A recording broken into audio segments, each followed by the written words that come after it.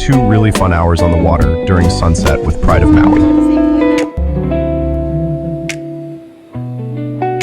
The crew were really friendly and helpful, the boat spacious and not crowded, and the drinks tasty.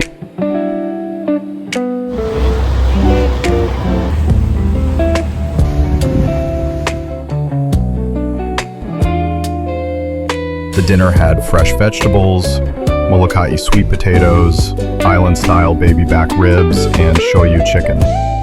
We all loved the dinner. Dancing to guitarist Kekoa, the traditional hula from Kaili, solidified the mellow vibes at sunset. We all had a great time and look forward to our next trip out with Pride of Maui.